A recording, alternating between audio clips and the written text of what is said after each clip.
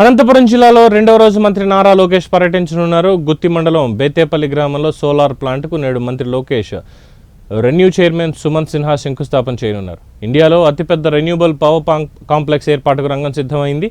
దావోస్లో ఈ సంస్థ ఏర్పాటులో లోకేష్ కీలక పాత్ర పోషించారు.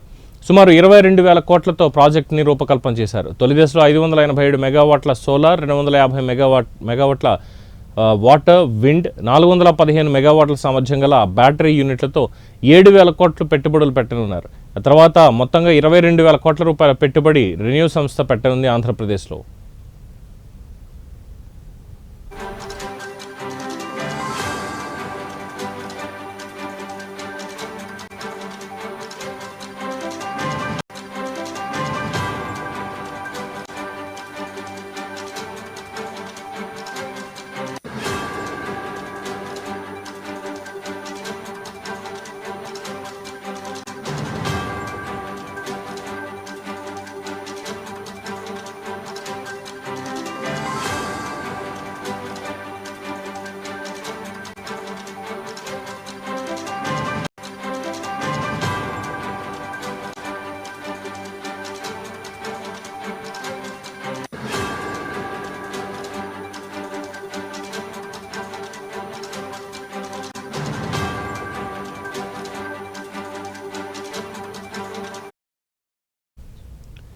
మొదటి రోజు గుత్తిలో గుంతకల్లు నియోజకవర్గ ఉత్తమ కార్యకర్తలతో మంత్రి నారా లోకేష్ సమావేశమై మాట్లాడారు. ఈ కార్యక్రమంలో ఆర్థిక మంత్రి Payyavula Keshav, MP Ambika Lakshminarayana, MLA Gummanuru Jayaram, TDP ప్రాంతీయ సమన్వయకర్త కోవెలమూడి రవీంద్ర, జిల్లా అధ్యక్షుడు వెంకట శివుడు యాదవ్ తదితరులు పాల్గొన్నారు.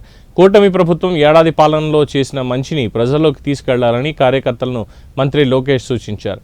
ఏ రాష్ట్రంలోనూ లేని విధంగా 4,000 పెన్షన్ ఇస్తున్నామని, మెగా డిఎస్సి ద్వారా 16,500 మందికి ఉద్యోగాలు ఇవ్వబోతున్నామని, ప్రైవేట్ రంగంలో ఉద్యోగాల కోసం ప్రపంచ దిగ్గజ సంస్థలను ఏపీకి తీసుకొస్తున్నామని కార్యకర్తలతో లోకేష్ చెప్పారు.